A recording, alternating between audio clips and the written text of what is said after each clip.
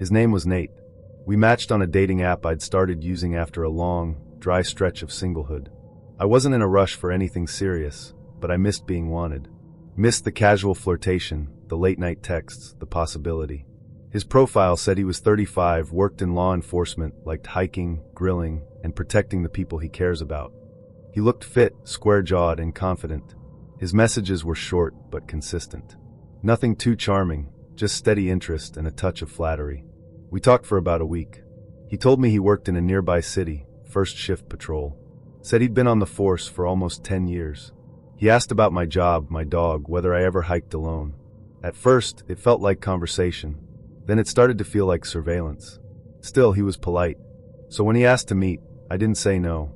I just said not yet. That's when things shifted. He started sending more messages.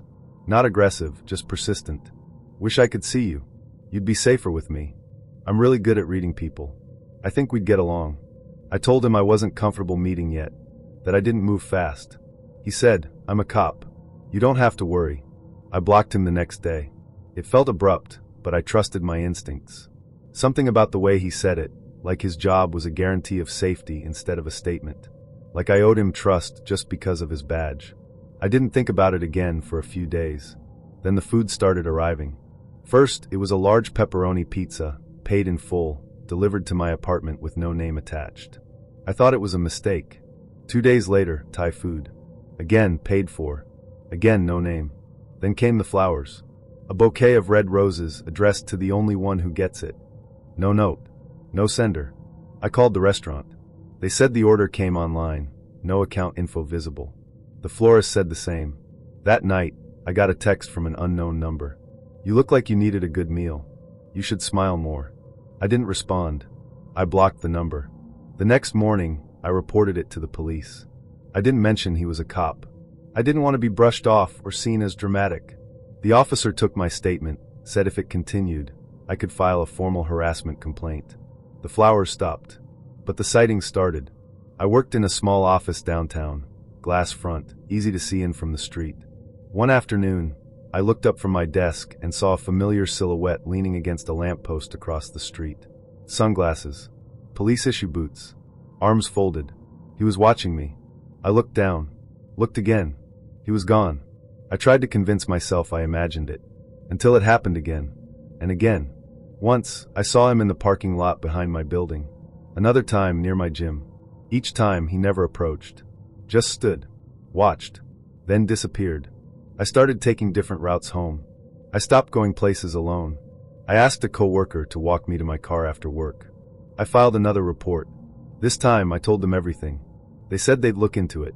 2 days later, I received a call, not from a detective but from Nate. The number was blocked, but it was his voice. I heard you've been making noise.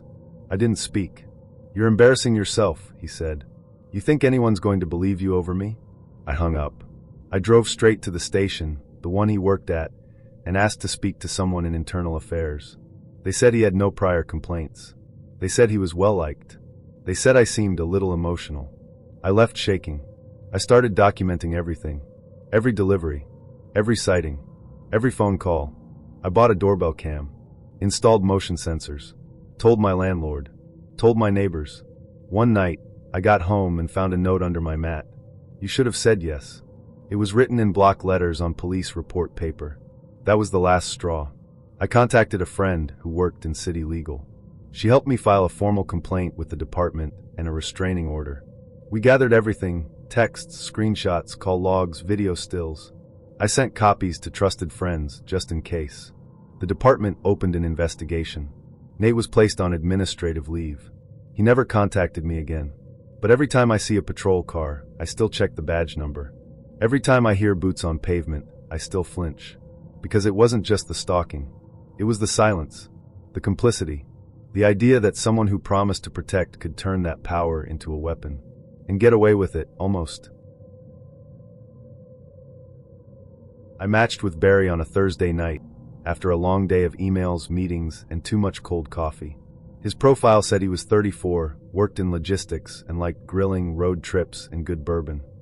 He had a strong jaw, neatly trimmed beard, and a dimple on one side that showed when he smiled. I won't lie, he was attractive. confident but not cocky. We started chatting that night. He was quick with responses, playful but respectful. We talked about music. He liked older country, I leaned indie folk. Food, he said he smoked his own ribs. And travel, he'd been to 22 states, mostly by car. There was something easy about it, familiar. By Friday afternoon, he asked if I wanted to meet. I hesitated. I usually took longer, days, sometimes weeks before agreeing to anything in person. But he seemed solid, grounded. He offered to meet in public, said he'd drive to me, and even suggested a coffee shop I liked before I brought it up. We met at 2 p.m. on Saturday. He showed up in a black pickup, clean but clearly used. He wore jeans, a flannel, and a faded ball cap. He smiled when he saw me and gave a small wave before coming around to open the door for me. "Nice to meet you, finally," he said. His voice was lower than I expected. Slow, deliberate. We sat outside, ordered drinks, talked for about an hour. He asked a lot of questions about my job, my family, what I did for fun. Nothing felt invasive. Just curious. But there were a few things that stood out. First, he had a habit of redirecting the conversation when I asked about his past. He'd answer vaguely, then pivot. "You said you worked in logistics. What kind exactly?" "Oh, inventory systems. Anyway, what about you?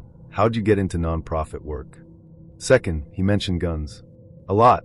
Not aggressively. Not in a way that made it sound like a threat, but casually, like he was talking about gardening or baseball. "I've got a few collectibles at home. Mostly locked up. Part of a hobby. I used to go shooting with my dad. Good way to clear your head." Finally, his age didn't quite match his face. He looked older than 34. Not dramatically, but the lines around his eyes, the way he talked about certain life events, it didn't add up. I asked once, jokingly, "You sure you're not 40? He laughed. "I've got an old soul." Still, I felt safe enough. We were in public. He was polite. The conversation was flowing. Then he asked if I wanted to see his place. "I've got some smoked brisket in the fridge I could reheat," he said. "And I've got this bourbon I think you'd like." I paused. He noticed. "No pressure," he added. "Just figured we're getting along." Part of me wanted to say no. But a bigger part, curious, flattered, said yes. His house was about 20 minutes away, tucked off a rural road just outside city limits. As we drove, he pointed out landmarks, told me stories about growing up nearby. When we pulled into the driveway, I noticed the lack of neighbors. Trees on both sides. No streetlights. Just the sound of gravel under the tires and cicadas buzzing in the dusk. The house was neat. Small but well kept. He unlocked the door and gestured for me to enter first. Inside, it smelled like cedar and something faintly metallic. He offered me a drink, water or bourbon. I chose water. While he poured it, I glanced around. The living room was clean but sparse. A leather recliner, a wooden coffee table, a large TV mounted on the wall. No photos. No personal touches. Just a single bookshelf with military history titles and a few hunting magazines. "You want to see the collection?" he asked, handing me the glass. I blinked. "Collection?" "The guns," he said. "Figured you'd be curious." I hadn't said I was. Not once. But I followed him anyway. He led me down a short hallway to a locked door. Pulled a key from his pocket and opened it. The room was a shrine. Rifles mounted on the wall. Pistols in glass cases. A workbench with cleaning tools. Ammo boxes stacked neatly in the corner. Posters of vintage gun ads. Everything clean, polished, and meticulously arranged. "This," he said, "is where I spend most of my free time." I nodded slowly. "Impressive," I said, though it wasn't what I meant. He picked up a revolver and held it out toward me. "Ever shot one of these?" I took a step back. "No." He laughed. "It's not loaded. Relax." I didn't. He put it down and turned to me, suddenly serious. I don't invite just anyone here." I swallowed. "Okay. I mean it," he continued. "Most people don't get it. They think it's dangerous. But it's not. It's about control. Precision. History." I nodded. "You're quiet," he added. "Just processing," I said. "It's a lot." He tilted his head. "You scared?" I paused. "No," I lied. He smiled. "Good." We returned to the living room. I said I should head out soon. It was getting late. He didn't argue. But as I stood, he said, "Hey, before you go, can I ask you something?" "Sure." "Why'd you swipe right?" I blinked. "What? What was it? The beard? The truck? The idea of something a little rougher around the edges?" I forced a smile. "You seemed interesting." He He nodded slowly. You know, I lied about my age. I stiffened. I'm not 34, he said. I'm 41. I said nothing. He grinned. Still want to leave? I grabbed my bag. He didn't stop me, but he watched as I walked to the door. Didn't move. Didn't say goodbye. That night, I blocked his number. Deleted the app. Scrubbed my social media of anything he might have seen. I never heard from him again. It started with a snake emoji. That's what he sent after I commented on his profile bio. Snake dad. Terrarium engineer. Cold-blooded friends only. I thought it was a joke. Or at least ironic. His pictures didn't scream exotic pet guy. He looked more like a barista or a plant shop owner. Soft flannel, sleepy eyes, a tattoo of a fern leaf on his wrist. We matched on a Sunday night. He told me his name was Eli. He was 31, worked as a freelance illustrator, and lived about 15 minutes from me. He sent me a picture of his studio, a second bedroom with 3 bookshelves and a large glass tank in the corner. She's shy, he said, referring to the snake. But she's good company. I wasn't sure how to respond. I've never liked snakes. But I tried to keep an open mind. People love all kinds of pets. I figured if he was responsible and gentle with it, it was just a quirky detail. He asked if I wanted to get a drink later that week. I said yes. We met at a bar near my apartment, low lighting, good cocktails, quiet enough to talk. He arrived wearing a canvas jacket and a crossbody bag. Nice to finally meet you, he said. He smiled, then opened the bag. Inside was the snake. A small, pale corn snake with rust-colored markings, coiled in a clear plastic container with air holes. This is Persephone, he said, like he was introducing a friend. I laughed, thinking it was a joke. It wasn't. He placed the container on the table. She gets anxious when she's alone too long, he said. But don't worry, she's contained. The bartender did a double take. I tried to act normal. We ordered drinks. I tried to focus on the conversation. He was interesting, in a rambling, intense kind of way. Talked about Greek mythology, reptile heating lamps, and how he'd once designed an entire deck of tarot cards based on venomous animals. I nodded, sipped my drink, and tried not to look at the snake. When he asked if I wanted to feed her, I said no, thank you. He teased me, said I was emotionally distant. I laughed awkwardly. When the bill came, he insisted on paying. I said I had to head home, early morning. He asked if I wanted to see his place. Just for a minute, he said. Persephone likes new people. I declined. He didn't push, but his smile faded. Maybe next time, he said. I walked home, half smiling at the strangeness of it all. Later that night, he texted. You have a good energy. Persephone was calm around you. That's rare. I didn't respond. The next morning, he sent another. I had a dream you were holding her. She wrapped around your wrist like a bracelet. I muted the conversation. 2 days later, I came home from work to find him standing on my porch, holding the same crossbody bag. I froze. He waved. I think Persephone escaped, he said. I blinked. What? I was cleaning her tank, and she slipped out. I think she might have followed your scent. I stared at him. She's really smart, he added. They can track heat and pheromones. I took a slow breath. Eli, you can't just show up at my house. He looked confused. Hurt. I thought you'd want to help. I don't, I said firmly. You need to leave. He didn't move. I pulled out my phone. He saw and stepped back. Okay. No need to call anyone. I just thought. You thought wrong, I said. He walked away, muttering something about people being closed off. I locked the door, closed the blinds, sat on the floor, and tried to slow my heart down. That night, I texted a friend and told her everything. She told me to report him. I didn't yet. I wanted to believe it was just a weird misunderstanding, that he'd leave it alone. But the next morning, there was a note tucked under my windshield wiper. She still hasn't come home. I think she's with you. I reported it. The officer raised an eyebrow when I explained. A snake? Yes, I said. But it's not about the snake. They filed a report. The next day, I found a shed snakeskin on my doorstep. I bought a camera. Eli never came back. I don't know if Persephone ever existed. Maybe she did. Maybe she didn't. But I still check under my bed before I sleep. It's strange how the worst years of your life start like any other. There was no warning. No sense of dread. Just another morning making coffee. Another text from Amy asking if I'd remembered to buy wipes. Another diaper changed half asleep. One sock still on. Our son Ben was 6 months old. Our cat, Bugs, was 10.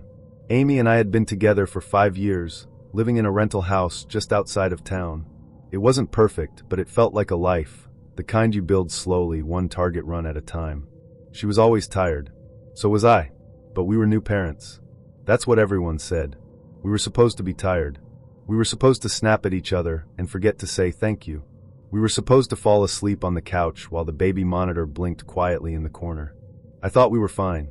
She started working again around month 7. Just part-time. A few shifts a week at the coffee shop she'd worked at before the pregnancy. She said she needed to feel normal again. I supported it. I took on more of the nighttime feedings. I stayed home Saturdays while she drove across town to help her mom with errands. I didn't question it. I should have. The first sign was Bugs. He stopped sleeping at the foot of our bed, started hiding under the crib, yowling when Amy entered the room. He'd always been a skittish cat, but this was different. Maybe he's just stressed, she said. With the baby and everything. But he wasn't stressed around me. Only her. Then she changed her passcode. She used to hand me her phone all the time, to look at recipes, to answer texts. Now she kept it face down, even when it buzzed. She started sleeping with it under her pillow. I mentioned it once, lightly. She rolled her eyes. You need to chill. You're acting paranoid. I let it go, because I didn't want to see it. I didn't want to believe that the woman sitting across from me, the one who'd screamed during childbirth, sobbed with joy when Ben first laughed, whispered, "I love you," with cracked lips and half-closed eyes, was already halfway gone. 3 weeks later, she was gone completely. I came home from work to find the house half empty. Her clothes, her cosmetics, the diaper bag, the baby monitor, gone. So was Bugs. There was no note, no message, just a text, sent 20 minutes before I walked in the door. I'm leaving. Don't call me. I'll be in touch about Ben. I called anyway. Straight to voicemail. I called her mom. She hung up. I called the police. They said it wasn't kidnapping, she was the mother. Unless there was a custody agreement, there wasn't anything they could do. I sat on the floor of Ben's empty room, holding a single sock, and tried to breathe. I didn't sleep that night. The next morning, I filed for emergency custody. My lawyer told me it could take weeks. Months. That courts tend to favor mothers, especially when the child is still nursing. But she's not nursing, I said. She stopped at 4 months. He nodded, but didn't look hopeful. I kept the nursery ready. I washed the crib sheets every Sunday. I vacuumed the carpet so it wouldn't gather dust. I left Bugs' bowl on the kitchen floor. I didn't hear from her for 41 days. Then came the letter, typed formal, from a family law firm in the neighboring state. Amy was seeking full custody and child support. I wanted to scream. Instead, I handed it to my lawyer. We filed a response, requested shared custody, offered proof of paternity, photos, receipts, witnesses. The court date was set for October. In the meantime, I found out about the other man. She didn't tell me. Her sister did, accidentally, during a brief messenger conversation where I tried to find out if Ben was okay. He's fine, she said. Amy and Derek take good care of him. I stared at the screen. Who's Derek? Her boyfriend. You didn't know? No, I didn't. I found their social media accounts. Amy had blocked me, but I saw enough through other profiles. Photos of them at the zoo. A blurry shot of Ben in a stroller. A caption that said, Family Day. I almost threw my phone. Instead, I downloaded every photo as evidence. The court hearing was surreal. Amy wore a blazer. Her hair was curled. She didn't look at me once. She claimed I was emotionally unstable, that I struggled with work-life balance, that I had no bond with the child. I sat there, listening to her lawyer spin our life into a cautionary tale. I wanted to shout. I changed his diapers. I held him through colic. I sang to him at 2 a.m. while you stared at your phone. But I stayed quiet. I let my lawyer speak. We reached a temporary agreement, joint custody, alternating weekends. Supervised visits for the first month. I saw Ben for 2 hours that first Saturday. He didn't recognize me. He cried when I held him. Amy watched from the corner of the room, arms crossed, saying nothing. When I handed him back, she sighed. He's used to Derek now. I wanted to ask about Bugs. I couldn't find the words. Over the months, the custody schedule stabilized. I got to see Ben every other weekend. He started recognizing me, started reaching for me. Then, one day in December, he called me Dada. I cried in the car afterward. Amy never brought bugs. I asked once. She shrugged. He's better off with us. But he's my cat. She raised an eyebrow. He sleeps on Derek's chest now. Seems like he chose. I filed a small claims suit for property theft. It went nowhere. The court said pets were marital property. And since we were never married, it was a civil matter. I posted flyers. Offered money. Tried to find a way to get him back. Nothing worked. I started sleeping with a stuffed cat on my bed. Not because it helped, but because it reminded me that I'd lost more than a relationship. I'd lost the quiet parts of my life. The ones that didn't cry or demand bottles. The ones that just purred softly beside me when the world got too loud. It's been 2 years now. Ben is 3. He knows who I am. He laughs when I chase him around the park. He tells me about preschool, about his stuffed dinosaur, about how Derek makes the best pancakes. I nod and smile and pretend I'm not bleeding inside. I haven't seen Amy in months. Everything goes through the court now. She still asks for more child support. Still complains that I don't understand what it takes to be a single mother. I don't argue. I just pay what I'm told. Sometimes I dream about bugs. In the dream, he's curled up on the windowsill, sun on his fur, tail twitching slowly. I reach out to pet him, and he looks up at me with those green eyes, and then I wake up, and the room is quiet, and empty, and cold. They say time heals, but time also dulls, smudges the edges of memory until you're not sure what was real and what you just wanted to be real. I keep Ben's drawings on my fridge, and a photo of bugs on my nightstand. I used to think I had a good radar for people. I wasn't naive. I didn't get swept up in fantasy.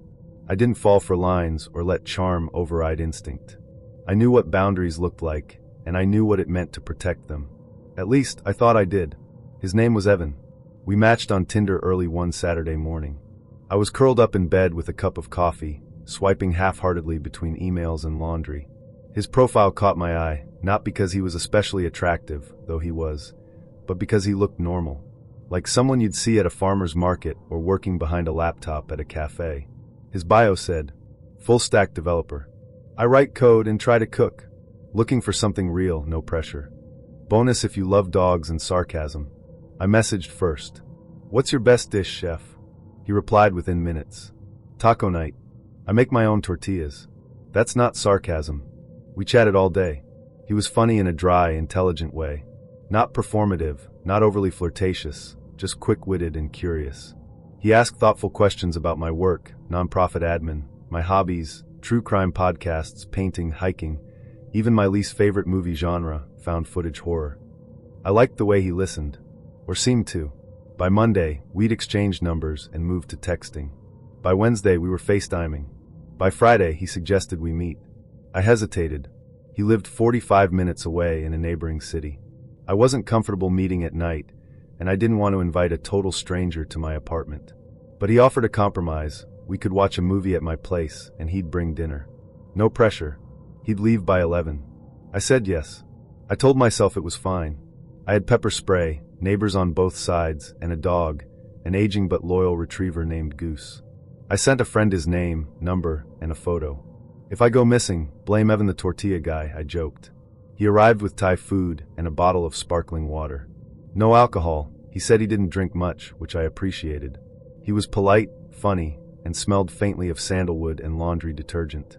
Goose liked him immediately, which felt like a good sign. We ate on the couch, watched a comedy special, talked about everything from AI ethics to childhood injuries. He was easy to be around. Familiar somehow. When he left just before 11, he hugged me and said, "Let me know if I passed the background check." I laughed and said I'd let him know in the morning. We texted late into the night. And the next day. And the next. He didn't push for anything. If I took hours to respond, he never complained.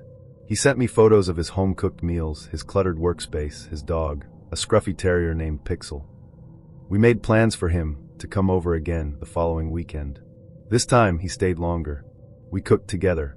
He asked to help with dishes. He rubbed Goose's belly like they'd known each other for years. When I went to shower, I told him to make himself at home. I left the door cracked, as I always did, since Goose liked to nap on the rug nearby. When I stepped out of the steam, towel wrapped around me, I saw the reflection in the vanity mirror. The door was wider than I left it, and Evan was standing just beyond the frame. Not in the hallway. Not calling my name. Just watching. He looked startled when I turned. "Oh, sorry," he said quickly. "I was just looking for the bathroom again. Got confused." I nodded, uneasy. "It's the other door," I said. "Down the hall." He apologized again and disappeared. I told myself it was nothing. That maybe he really had just gotten turned around. The hallway was small, and the doors were nearly identical. But something didn't sit right. After that, I noticed little things. The way he glanced at my locked bedroom door when I left the room.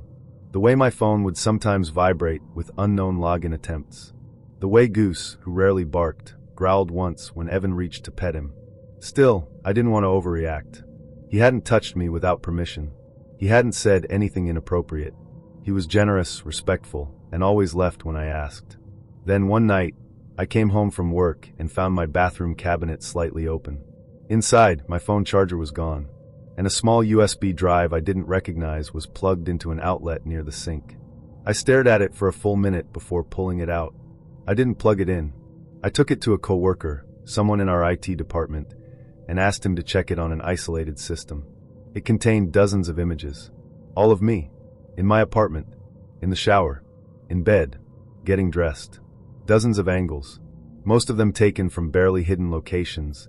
A gap in the closet door, the vent above the bathroom, the corner of my bookshelf. I couldn't breathe. I called the police. They took a report, collected the drive, took photos of my apartment. They found a tiny camera taped behind the vent, so small I never would have noticed. Another one behind the mirror in my bedroom.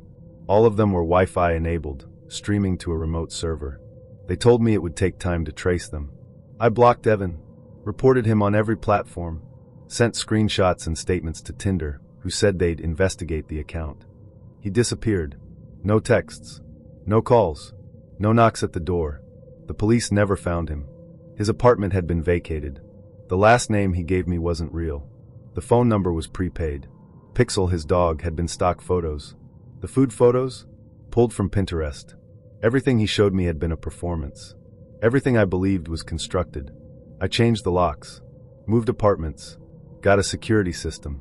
Goose slept beside my bed every night. I used to think the worst thing that could happen in a relationship was cheating. It's not. It's realizing the person you live with, the person you laugh with, the person who holds your hand in grocery store aisles, doesn't just disagree with you. They don't see your child as a person. They see them as a problem to fix. But I'm getting ahead of myself. When I met Rick, I wasn't looking for anyone serious.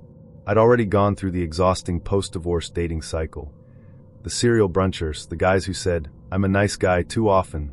The ones who thought being a dad to my daughter Zoe meant they'd get husband perks without husband responsibilities. Rick seemed different. We met at a friend's birthday dinner. He was charming in a quiet, observant way. He asked thoughtful questions. He didn't flinch when I mentioned I had a kid. In fact, he smiled and said, "Raising a person? That's the most important job in the world."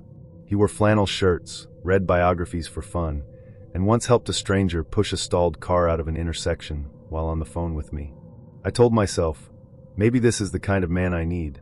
Grounded, solid, mature. Zoe was 10 when Rick and I started dating. She was cautious at first, she always is, but she warmed up to him faster than I expected. He brought her puzzles, asked about her favorite books, cooked waffles on Sundays, and let her pick the toppings.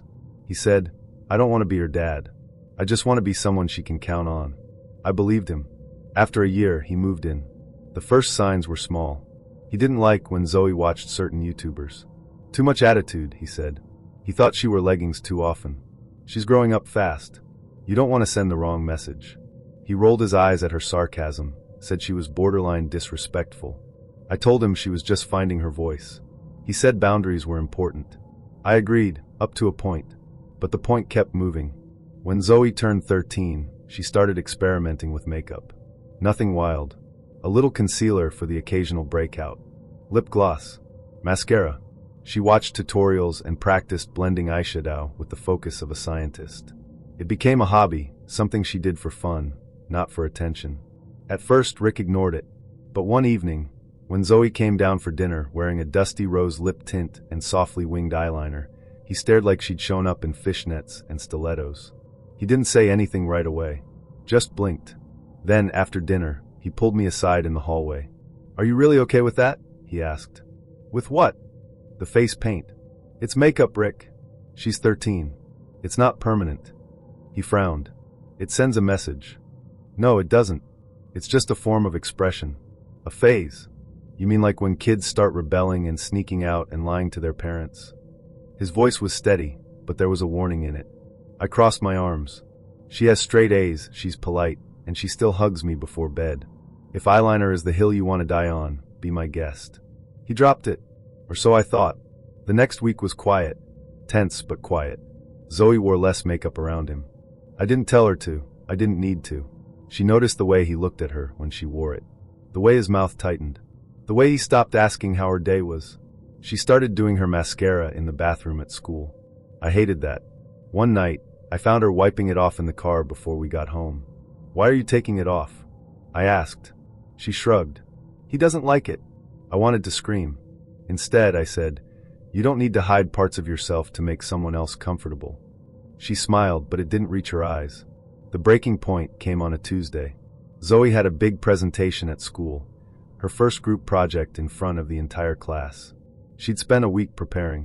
That morning, she came down in her school uniform with a touch of shimmer on her eyelids and a glossy pink lip. She looked poised, happy. Rick took one look at her and said, "You're not going to school like that." Zoe froze. "Why not?" "That's not appropriate. You're 13, not 23. It's just lip gloss. It's too much." I stepped in. "Rick, it's fine. It's a special day. She's giving a presentation." He raised his eyebrows at me. "You're enabling this." I almost laughed. "Enabling what?" "Confidence." He scoffed and walked out of the room. Zoe's hands were shaking as she packed her bag. I kissed her forehead and said, "You look beautiful, and you're going to crush that presentation." She beamed, but I saw the flicker of anxiety in her eyes. That night, Rick was quiet during dinner. Stiff.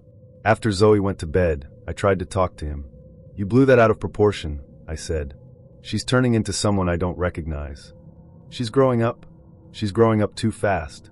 "You think makeup is making her grow up too fast?" He leaned against the kitchen counter and said, "You're too relaxed. That's why she doesn't respect boundaries." I stared at him. "You mean your boundaries?" He didn't answer. I went to bed angry. So did he. The next day, everything fell apart. I came home from work early. Zoe had a dentist appointment. As I unlocked the front door, I heard shouting. Zoe was crying. Rick's voice echoed down the hallway. I dropped my bag and ran upstairs. Her bedroom door was open. Rick stood in the middle of the room, holding a trash bag. The floor was littered with makeup brushes, torn pages from her notebooks, broken compacts, and ripped posters. Zoe sat on the bed, clutching her backpack to her chest, tears streaming down her face. "What the hell is going on?" I shouted. Rick turned to me. "She lied to me. She brought makeup to school." "She didn't lie. She didn't owe you an explanation. She disrespected the rules." "There were no rules. I told her last week, no more of this nonsense. And I told you it's not your call." He dropped the bag. "I'm trying to raise her right. She's not yours to raise." The silence that followed was thick and final. Zoe looked at me with wide, terrified eyes. And I knew. I turned to her. "Go pack a bag." She didn't ask why. She just moved. We stayed in a hotel that night. I texted my sister and asked if we could crash at her place for a while. She said yes. Zoe barely spoke. She sat next to me on the bed, watching cartoons with the volume muted. Her face was blank. I ordered room service. She picked at her fries but didn't eat. Later, when I tucked her in, she whispered, "Is he going to come here?" "No," I said. "He won't." "Promise?" "I swear." I returned to the house the next morning while Rick was at work. I took photos of the damage. I gathered our essentials. I left his key on the kitchen counter. Then I called my landlord. The lease was in my name. I told him Rick and I had separated, and that he'd be moving out. He asked if I was safe. I said yes. He said, "Good. Let me know if you need anything." I filed for a restraining order later that week, not because I thought Rick would hurt us, but because I wouldn't take that chance. He sent a string of texts. Apologies. Accusations. Please. Threats. I blocked his number. It's been 6 months. Zoe's room at my sister's house is covered in stickers and LED lights. She wears makeup when she wants. She's learning to do eyeliner better than me. We still talk about that day sometimes. Not often, but enough. She says she never hated Rick. Just feared him. I think that's worse. I met Ella at a bookstore. I know how that sounds. Romantic. Cliché. The kind of meet cute they put in indie films where everyone wears scarves and drinks coffee out of chipped mugs. But it wasn't like that. She dropped a copy of The Bell Jar on my foot, and when I handed it back to her, she said, "This book will either save you or destroy you." Then she smiled. She had one of those smiles that made you want to figure her out. Like she was letting you in on something, but only part of it. And I've always been the type who wants the whole story. We got coffee that day. Talked about Sylvia Plath, film noir, dreams we couldn't remember, and what grief does to people. She said she'd lost her dad the year before. I told her about my sister's car accident. We were both fluent in a kind of soft sadness. It felt like connection. We started seeing each other regularly. At first, it was great. Ella was intense, sure, but charming. She wrote notes on napkins and left them in my coat pockets. She sent me songs at midnight and called me her soft place to land. She made me feel needed, important. I introduced her to my friends. They liked her. Mostly. My friend Jason said, "She's cool, but she stares at people like she's memorizing them for later." I laughed it off. I didn't want to see it. The first red flag came about 6 weeks in. We'd made plans to get dinner. Last minute, I had to cancel. My boss asked me to stay late. I texted her, apologized, promised to make it up to her. She didn't respond. Later that night, when I got home, I found a note taped to my door. "When people stop choosing you, believe them." There was no signature, just her handwriting. I texted her and said, "Hey, are you okay?" She didn't answer for 2 days. Then she showed up at my work with muffins and said, "Sorry I ghosted. I was just in my feelings." I let it go, because I wanted the good parts. The soft parts. The parts that made me feel seen. It got worse slowly. She started texting constantly. Not just during the day, but at 3 a.m., 4 a.m. If I didn't respond within a few minutes, she'd send more. "Are you mad at me? Did I say something wrong? You're probably with someone else." Once, I was in a meeting and came back to 27 messages. When I tried to set boundaries, she'd cry. "I just feel so much," she'd say. "You're the first person who hasn't left." I'd hold her. Tell her I wasn't going anywhere. I didn't know that was exactly the wrong thing to promise. The day I tried to break up with her, she collapsed. Not physically, but emotionally. We were sitting on my couch. I told her gently that things were moving too fast, that I needed space, that I cared about her but didn't feel stable with her. She stared at me for a long time. Then she said, "If you leave, I'll kill myself." Just like that. Flat tone. No tears. No drama. I was frozen. I asked if she was serious. She nodded. I didn't know what to do. I'd never been in that situation. I told her I wouldn't leave. That we could talk later. That she should call her therapist. Then I walked her to her car. She kissed me on the cheek and said, "You're mine. You don't get to leave." Over the next few weeks, I started pulling away. Quietly. Slowly. I stopped answering her late-night texts. I stopped inviting her over. I told her I was busy with work. I started seeing a counselor. She started showing up at my apartment unannounced. Once at 6 a.m., holding coffee and a photo album. Another time at midnight, crying on my doorstep. I asked her to stop. She didn't. Eventually I told her, firmly, that we were done. That I was scared. That this wasn't love. She screamed. Called me a coward. Said I'd abandoned her like everyone else. Then she walked away. I thought that was it. It wasn't. The next morning, my car windshield was smashed. There was a note under the wiper. "You're not scared enough yet." I filed a police report. They took it down, but nothing happened. That night, I got 43 missed calls from a blocked number. Voicemails alternating between sobbing and threats. I changed my number. She found my new one within a week. I don't know how. She started emailing me from different accounts. Messaging my friends. Posting cryptic things on social media. My friend Rachel got a DM that said, "He's lying to you. He's not who you think." She messaged my mom. Told her I hit her. I had never laid a hand on her. I filed for a protective order. It was granted. For 30 days. I started staying with friends. Installed cameras. Slept with my bedroom door locked. One night, I came home and found my apartment trashed. Broken glass. Scribbles on the mirror. A picture of me and my sister torn in half. The cops came. Took fingerprints. Said there was no sign of forced entry. I changed the locks. The next morning, my neighbor said she saw Ella in the hallway the night before, holding a knife. She didn't call the cops because she thought Ella lived with me. I called the police again. They found her 2 days later, sitting in a park a block from my building, holding the knife in her lap. She was arrested, charged with harassment, trespassing, and possession of a weapon. She cried in court, said I ruined her life, said she still loved me. I didn't speak. That was 7 months ago. She took a plea deal, got probation, court-ordered therapy. I haven't seen her since. But sometimes I think I hear her voice in crowds. Sometimes I still check under my car before I get in. I keep the restraining order taped inside my closet. It's strange how the worst years of your life start like any other. There was no warning, no sense of dread. Just another morning making coffee, another text from Amy asking if I'd remembered to buy wipes, another diaper changed half asleep, one sock still on. Our son Ben was 6 months old. Our cat, Bugs, was 10. Amy and I had been together for 5 years, living in a rental house just outside of town. It wasn't perfect, but it felt like a life, the kind you build slowly, one target run at a time. She was always tired. So was I. But we were new parents. That's what everyone said. We were supposed to be tired. We were supposed to snap at each other and forget to say thank you.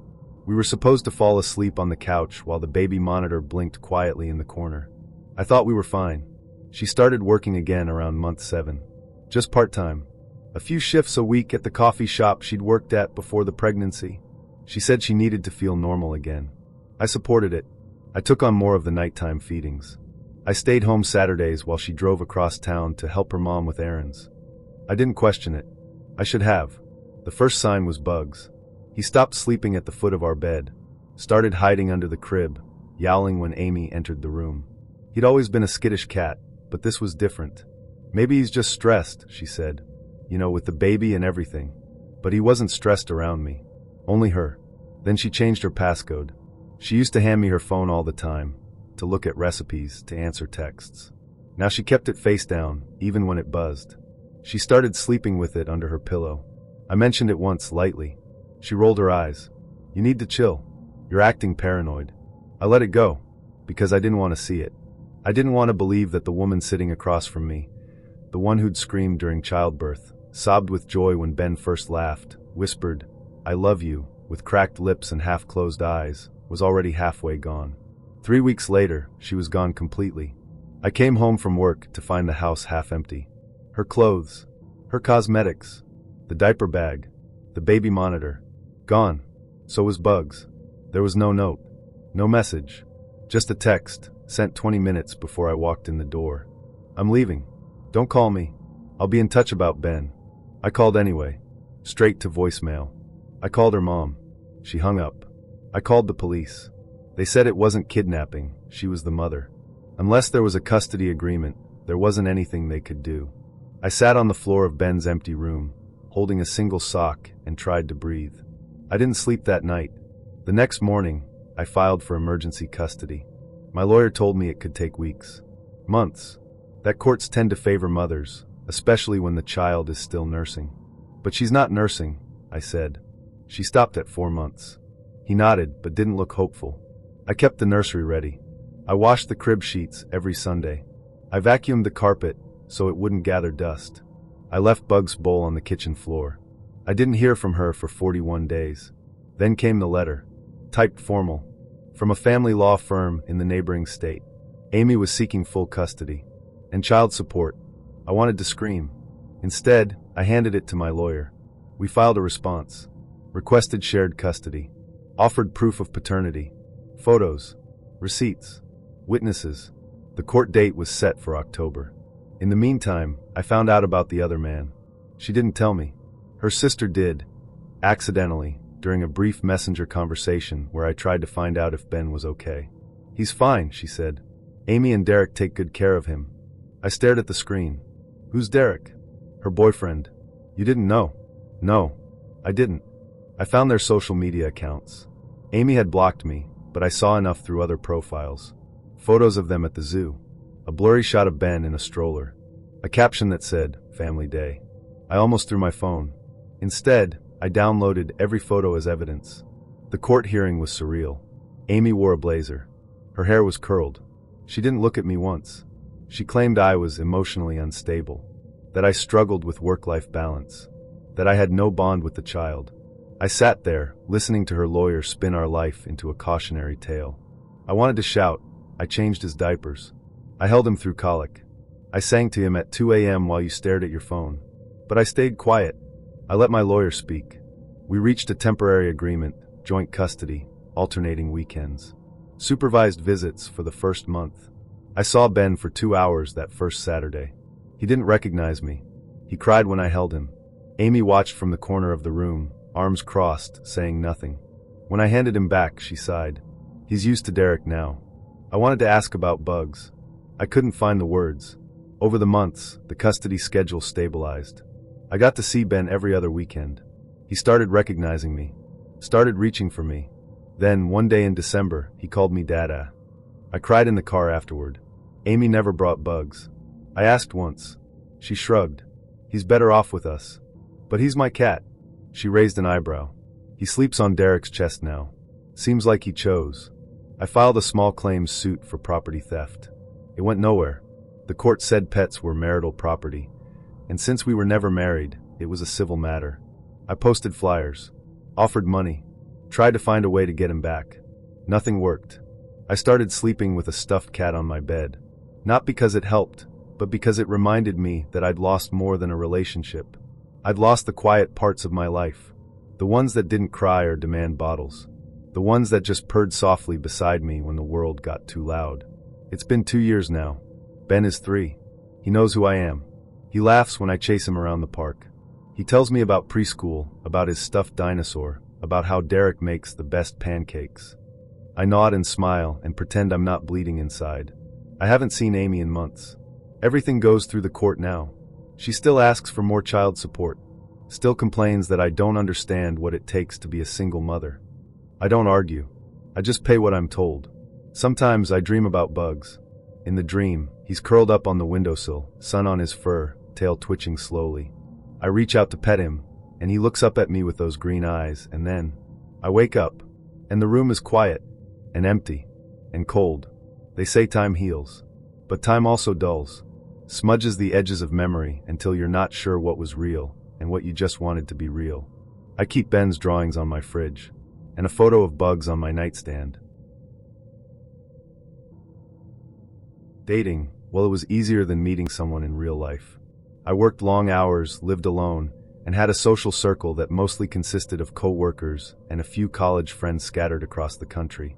Tinder, for all its faults, offered a way to feel connected, even if only temporarily. His name was Noah. He messaged me first. So what's your go-to karaoke song? I didn't sing. Ever. But I appreciated the originality. We chatted for a few days. He said he was a freelance videographer, mostly wedding stuff but occasionally music videos. He was 32, lived downtown, and had a cat named Boomer who only liked women and rotisserie chicken. His photos were casual, one in a beanie with coffee, one holding a camera, one from behind a drum kit. He seemed normal, charming even. We agreed to meet for dinner at a Korean place halfway between our apartments. Neutral territory. Public. Busy enough to feel safe. I wore black jeans, a soft gray turtleneck, and ankle boots. Comfortable, low risk. I arrived first and grabbed a booth near the window. He was late. Not by much, maybe 10 minutes, but late enough for me to notice.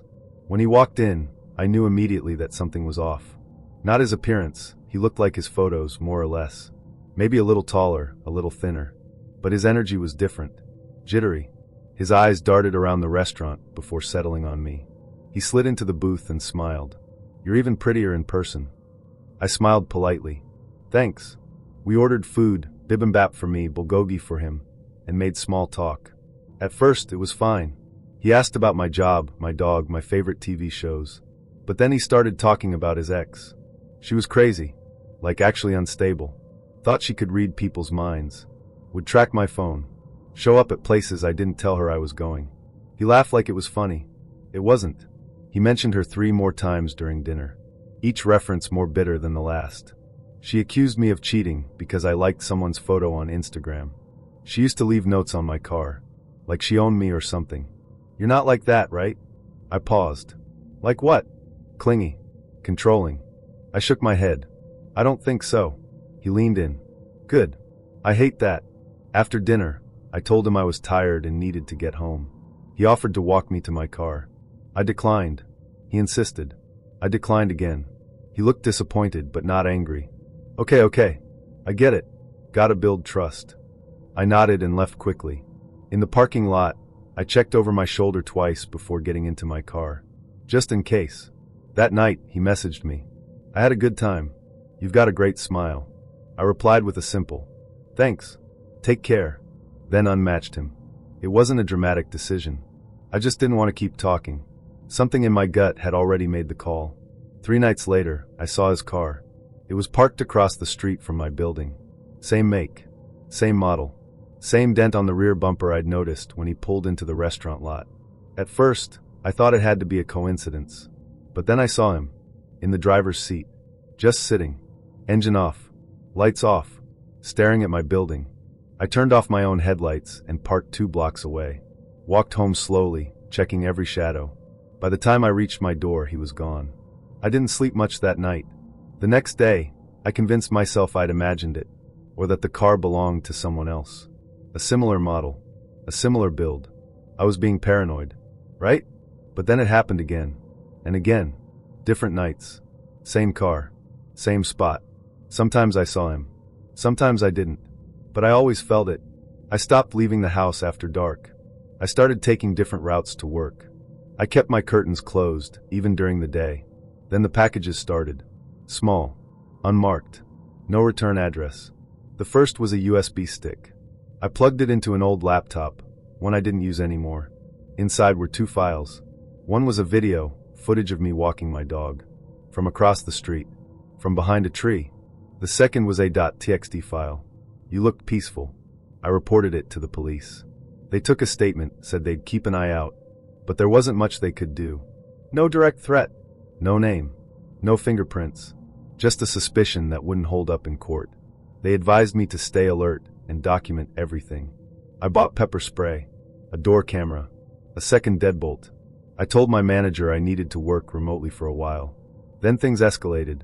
One night, I heard something outside my window. A soft tapping. Repetitive. Measured. I looked through the peephole of my apartment door. No one. But when I opened the blinds of my bedroom, I saw him. Standing on the sidewalk. Hood up. Looking straight at my window. He didn't move. Just stood there, for what felt like hours, though it was probably only minutes. I called the police. Again. By the time they arrived, he was gone.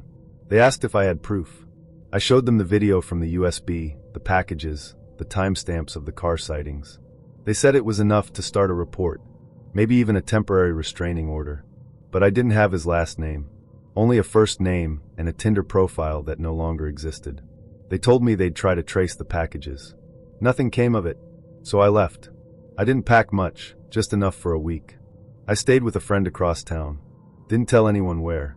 Kept my phone on airplane mode. Avoided all patterns. When I came back to check on my apartment, the front door had a scratch mark near the lock. Like someone had tried to pick it. I changed the locks. Installed a security camera above the door. Started sleeping with my keys under my pillow. Eventually, the sightings stopped. Weeks passed. Then months. No more cars. No more packages. No more tapping. Nothing. I wish I could say I felt relief. That I finally exhaled. But the truth is, it never really goes away.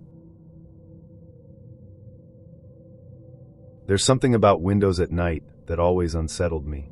The way they reflect your own image back at you, but still leave just enough black space outside to imagine anything could be out there. As a kid, I used to close my blinds right before sunset. I never liked the idea of being visible without knowing who might be watching. By the time I was in college, I'd outgrown most of my childhood fears. I lived at home to save money, commuted to campus, and spent most nights studying, working, or scrolling through dating apps. My parents trusted me. I was responsible, careful. I didn't party, didn't drink, didn't take risks. I matched with him on Tinder during winter break. His name was Ty, short for Tyler. He had dark hair, a confident grin, and a profile that was trying just a little too hard to seem cool. Skateboard in one picture, lifting weights in another, and a quote that read, "If you're not real, don't waste my time." I wouldn't normally swipe right on someone like that, but I was bored. Curious. He messaged me first. "You look like someone worth getting to know. Not original, but polite." We talked for a few days. I learned he was 24, worked at a roofing company, and lived in a neighboring town about 30 minutes away. He was flirtier than I liked, but not inappropriate. I told him I wasn't looking for anything serious. He said that was fine, he just wanted to hang out, maybe grab coffee. I didn't agree to meet. The more we talked, the more something felt off. He was too insistent, too quick to ask personal questions. He wanted to know when I worked, what time I got home, whether my parents were the strict type. He asked for selfies constantly, even if I told him I was busy. If I took more than an hour to respond, he'd send follow-ups. "Hey, did I do something wrong? Are you mad at me?" I told him I was feeling overwhelmed and needed space. He said he understood. Then 2 days later, he made a new account and messaged me again. "You didn't have to ghost me. I thought you were different." That's when I blocked him. He tried again. New account. New name. Same photos. I blocked that one too. Then another. And another. Over the course of 2 weeks, he made 6 different profiles. Each time, he'd open with something like, "Hey, just wanted to talk." I'm not mad. The tone was always apologetic, but there was something beneath it. Something that felt like it was waiting to boil over. I finally reported his accounts to Tinder. Then deleted the app entirely. For a while, nothing happened. Weeks passed. Winter turned to spring. I focused on school. Got a part-time job at a bookstore. I stopped thinking about Ty. Until the messages started. They weren't from him, at least not directly. They were from random numbers. Always unlisted. Always brief. "Still working late? You look nice today. Why'd you block me?" I changed my number. It didn't stop. One afternoon, I came home and found a paper flower taped to the mailbox. It was folded from a page of a book. The words were highlighted in pink. She didn't know he was still watching. I didn't tell my parents right away. I didn't want to scare them. My dad had a bad heart, and my mom was already the anxious type. I convinced myself it was a coincidence. A prank. Nothing serious. But I started noticing things. Footprints outside the house. A cigarette but near my window. No one in my family smokes. My bedroom curtain slightly moved when I knew I hadn't touched it. I finally told my dad. He didn't say much. Just nodded, grabbed a flashlight, and did a full sweep of the yard that night. He told me to keep my blinds closed and never come home after dark alone. He started parking his truck closer to the front door. I think he was trying not to alarm me, but I could tell he was worried. Then came the night I saw him. It was late, maybe 1 a.m. I'd stayed up finishing a paper and went to the kitchen for water. The backyard was pitch black. No moon, no lights.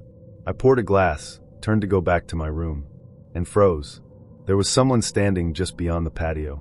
Still. Silent. Facing the house. I couldn't see his face, only the outline. But then he moved slightly into the light, and I saw the mask. It was a cheap white plastic one. No expression. Just 2 dark eye holes. I dropped the glass. It shattered. My dad was down the stairs in seconds. "What happened?" I could barely speak. Just pointed to the window. He looked out. The figure was still there. Then my dad did something I'll never forget. He ran outside. No shoes. No flashlight. Just raw instinct. I heard him shout. A scuffle. Then a thud. My mom called the police while I stood frozen by the sink, heart pounding, hands shaking. When the officers arrived, they found my dad sitting on top of the guy, knee pressed into his back, one hand gripping his wrist. The mask had come off. It was Ty. No question. He was older than I remembered. His hair longer. His eyes wild. He said nothing. The police handcuffed him, read him his rights, and took him into custody. They found a knife in his backpack, and a folder full of printed photos, some of me, some of my house, some of my workplace. He'd been watching for months. We filed for a restraining order. He was charged with stalking, trespassing, and possession of a weapon with intent to intimidate. He pled not guilty. His lawyer claimed it was all a misunderstanding, that he was just trying to reconnect. But the evidence said otherwise. I testified. He was denied bail and eventually sentenced to a year in jail, followed by probation. It's been 2 years. I still keep my blinds closed before sunset. I still check the backyard every night. Sometimes I wake up thinking I see the mask outside my window. Just a flash, a pale oval in the dark. But it's never there. Not yet. People talk a lot about red flags, but they don't always show up immediately. I'm not someone who's easily rattled. I've lived alone for 4 years, worked late shifts, walked home in the dark, and dealt with my share of overconfident strangers. I know how to carry my keys between my fingers. I know how to keep my earbuds out in one ear. I know how to say no in a voice that's firm but not angry, friendly but final. So when I first saw him at the gym, I didn't think anything of it. He was just another guy lifting in the free weight section, tall, broad-shouldered, a little too into his own reflection. He wore a backward cap and brought his own chalk for deadlifts. The type you'd expect to see posting clips of his squats on Instagram with hashtags like #beastmode or #grindneverstops. He didn't approach me that first day. Just nodded once when we made eye contact near the mirror wall. I nodded back and went back to my workout. I'd been going to that gym for almost a year. It was close to work, open late, and had good lighting. The staff knew me by name, and I had a routine. Weights on Mondays and Thursdays, cardio on Wednesdays, yoga on weekends. I wore the same old leggings and oversized t-shirts, kept my hair up in a bun, and never stayed longer than 90 minutes. The second time I saw him, he smiled. I smiled back briefly and kept moving. The third time, he approached me. "Hey, you're here a lot." I paused, pulling out one earbud. "Yeah, I guess. What's your split?" I hesitated. Push/pull. "Nice," he said. "I've seen you deadlift. You've got good form." "Thanks," I said, already turning away. He extended a hand. "I'm Ryan." I shook it. "Lena." After that, he made a point of saying hi every time I came in. Not in a creepy way, at first. Just a wave, a smile, sometimes a comment about the music playing or how busy it was. He started working out near me more often, switching benches when I moved, timing his sets to match mine. I noticed, but I didn't say anything. It might have been coincidence. One night, after I finished my last set, he caught me near the water fountain. "You heading out?" "Yeah, early shift tomorrow. You want to grab a smoothie or something?" I smiled politely. "Thanks, but I've got to get home." He nodded. "Cool. Another time." I thought that would be the end of it. It wasn't. The next week, he asked again. Then again. Each time I said no. Politely. Clearly. "I'm not looking to date right now. I just come here to work out. It's nothing personal, I just keep to myself here." He always smiled. Always said, "No worries."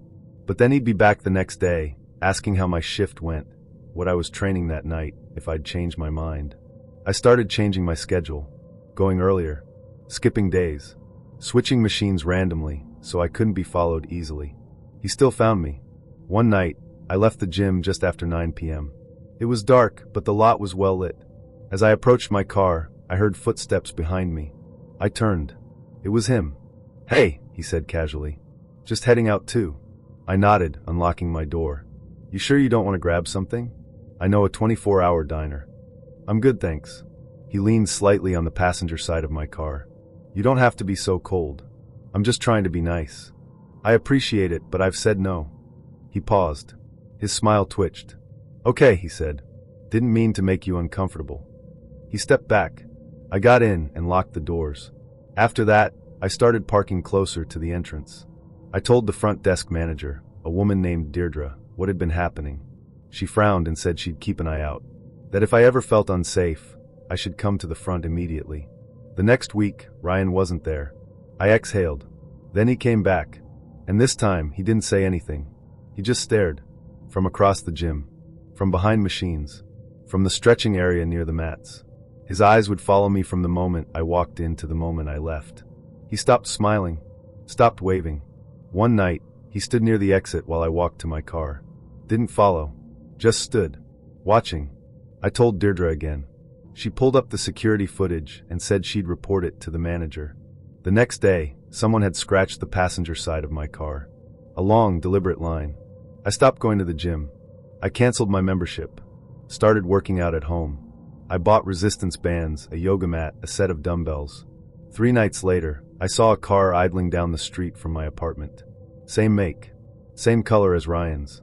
It stayed there for 10 minutes. Then drove off. I filed a report with the police. They said without a direct confrontation or threat, there wasn't much they could do. I installed a camera above my front door. I changed my route to work. I blocked every unfamiliar number that called me. For weeks, nothing happened. Then one evening, I came home and found a note slipped under my door. It said, "Why'd you stop saying hi?" I moved. Left the city. Took a transfer with work. Got a new number, new email, new gym. One with security at the door and tinted windows. Let me just start by saying, I don't go on dates with guys who own guns. That's not a political thing, it's a personal boundary. If a guy mentions his Glock in the first 5 minutes, I'm out. I've had enough weird experiences with guys who think I protect what's mine is romantic. It's not. It's just unsettling. So naturally, I found myself on a date with a man who owned a gun. Let me explain. His name was Jordan. We met on Bumble. His profile was minimal in that way that makes you think he's either extremely cool or hiding something. One photo was him hiking, one was him holding a puppy, and one was him standing on a beach with sunglasses and a baseball cap, face barely visible. His bio: looking for someone who laughs at my bad jokes. Bonus points if you like dogs and don't mind the outdoors. Harmless, right? He opened with, "Do you prefer bowling alleys or bonfires?" I replied, "Depends. Are we talking cozy bonfire or the kind where people bring acoustic guitars and sing off-key?" He said, "Cozy. No guitars. Just mores." We talked for a few days. He was chill. No pressure. No creepy compliments. He asked about my dog, my job, my favorite late-night snack. He told me he worked in IT, had a rescue mutt named Milo, and really liked night drives because they made the world feel quieter. I liked that. He suggested we meet up at a park near the bowling center, just outside town. It had a trail loop, a duck pond, and picnic benches. He said it would be casual, just a walk and maybe some fries afterward. I agreed. I wore jeans, a hoodie, and sneakers. Practical. Comfortable. Nonchalant. When I pulled into the lot, he was already there, leaning against his car with a takeaway tray of iced coffees. He held one up like it was a peace offering. "For the lady," he said. I laughed. "You don't know how I take it. You look like a vanilla cold brew kind of girl." I raised an eyebrow. "Do I?" He handed me the cup. "Took a guess. If I'm wrong, there's a backup." He had a second tray in his car. 2 more drinks. I couldn't decide if that was thoughtful or strange. We walked the trail, sipping coffee. He told me about growing up with 4 younger siblings. I told him about my failed attempt to foster a senior cat who hated everyone, including me. We laughed. It was easy. We ended up sitting on a bench near the pond. The sun had just dipped behind the trees. Lamps were flickering on, casting long shadows across the grass. It was peaceful in that suburban, slightly eerie way. The kind of quiet that makes you notice every twig snap. That's when I saw him. At first, I thought it was some dumb teenager playing a prank. A guy in a clown mask, standing at the edge of the trees. Just standing. Watching us. I pointed. "Okay, that's not normal." Jordan followed my gaze. His entire body stiffened. The clown didn't move. Just stood there, holding something long in his hand. I squinted. At first, I thought it was a stick. Then I saw the glint. It was a machete. Jordan stood up slowly. "Stay behind me." I blinked. "What?" "Get behind me," he said again, more urgent this time. I did. The clown started walking toward us. Not fast. Just steady, like he had all the time in the world. Each step deliberate. He said nothing. The mask was expressionless, white face paint, red lips, hollow eyes. Jordan reached into his jacket and pulled something out. It was a gun. I froze. "Is that real?" I whispered. "Yes," he said. "Licensed." The clown kept walking. "Stop right there," Jordan shouted. No reaction. He raised the gun and fired once, into the air. The sound cracked like a firework. Birds exploded from the trees. Somewhere behind us, a car alarm went off. The clown stopped, then turned and ran. Full sprint, back into the woods, vanishing between the trees. Jordan lowered the gun, breathing hard. I was shaking. "Are you okay?" he asked. I nodded. "That was a gun." "Yes. You had a gun." "I wasn't going to let anything happen to you." I didn't know what to say. He called the police. Reported the incident. Gave a description. They said they'd send a patrol car to the area, but that it was probably a prank. "A prank with a machete?" I said. "Hard to prove," the dispatcher said, according to Jordan. "Unless someone's injured." We waited 15 minutes. No one showed up. No clown. No cops. Just the 2 of us standing at the edge of the trail, adrenaline draining, trying to process what had just happened. He offered to walk me to my car. I hesitated. "I won't touch you," he said. "Promise." I nodded. As we reached the lot, I looked back toward the woods. Nothing but shadows and rustling leaves. We stood by my car in silence. Then I said, "You could have told me you carried." He looked down. "I don't usually bring it on dates. But something felt off tonight." I studied his face. "What do you mean?" "I don't know," he said. "I almost canceled. I had this weird dream last night. Woke up sweating. Figured I was just being paranoid. But when I saw that guy, I knew." I got in my car and locked the door. He stood back as I started the engine. "I'm sorry," he said. "I just wanted you to feel safe." I nodded once, then drove away. That night, I couldn't sleep. I kept seeing the mask. The way it stared. The slow walk. The machete. I called the police the next day to follow up. They said they'd patrolled the area and found nothing. No footprints. No sign of a suspect. Likely a local prankster. I didn't find it funny. I unmatched Jordan the next day. Not because he did anything wrong, but because I realized something. It didn't matter how prepared you were, how polite, how cautious, how clever. I used to think you could outrun someone if you were fast enough. If you packed light, left early, changed your number, deleted your social media, and didn't look back. I believed that distance meant safety, that a state line could act like some invisible shield. I was wrong. His name was Caleb, and for a long time, I thought he was the love of my life. We met in college, nothing special, just two people who happened to be at the same orientation dinner. He was a junior, I was a freshman. He had this magnetic way about him, quiet, but not shy. He made you feel like everything you said was interesting, like you were the only voice in a crowded room. We started dating a few weeks later.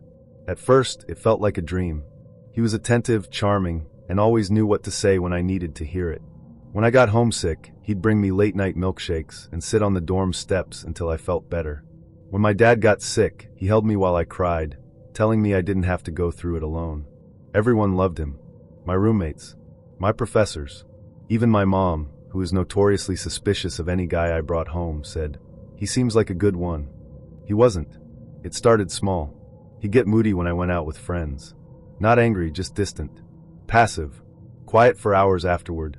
Then he started joking about the clothes I wore. "You don't need to dress like that. Who are you trying to impress? You know other guys are watching you, right?" When I pushed back, he'd laugh and say, "Relax. I'm just messing with you." But the comments kept coming. He didn't like my best friend, said she was trouble. He didn't like when I didn't answer texts right away. He didn't like when I talked to other guys, even if they were classmates or baristas or just someone asking for directions. I started changing without realizing it. I stopped wearing certain outfits. I stopped going out.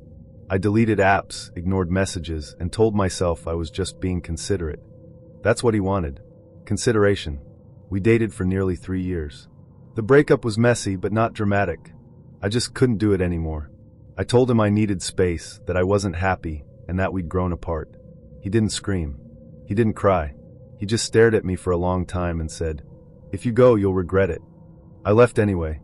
I moved to a different city 3 hours away, got a new job at a small nonprofit, and rented a 1-bedroom apartment above a bakery.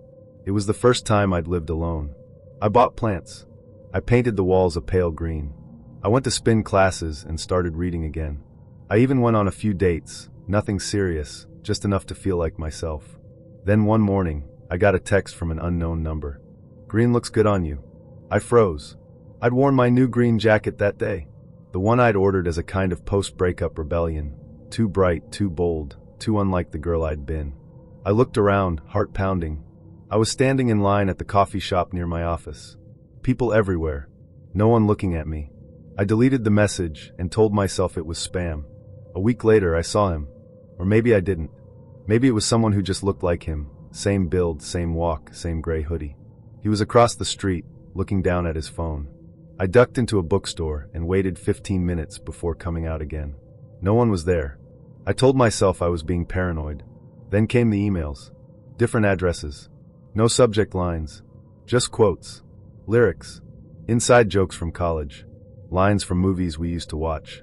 "This is the part where you say you're sorry. You always said you hated the ending. I know you miss me." I blocked every address. I changed mine. I started locking every window, every door, even during the day. I told my friends. They said I should get a restraining order. But I didn't have proof. No threats. Just vibes, unsettling, persistent, unprovable vibes. Then one evening, I came home from work and found a box on my doorstep. No label. No postage. Just a plain brown box with my name written in red ink. Inside was a photo of us from college. One of those photo booth strips. We were both laughing, eyes closed, arms tangled. On the back, someone had written, "Still the best night." I moved again. This time, I didn't tell anyone where. Not even my mom. I found a sublet in a different state, packed only what I could fit in my car, and left in the middle of the night. I changed my number. Deleted every account. I even dyed my hair and started going by my middle name at work. For a while it worked. I felt anonymous. Invisible. Safe. Then 3 months later, I saw the listing. It was a rental across the street from my building. A charming unit with lots of natural light. The name on the application? Caleb M. Just an initial. Just enough. I went to the leasing office and asked about it. They couldn't give me details. Privacy laws.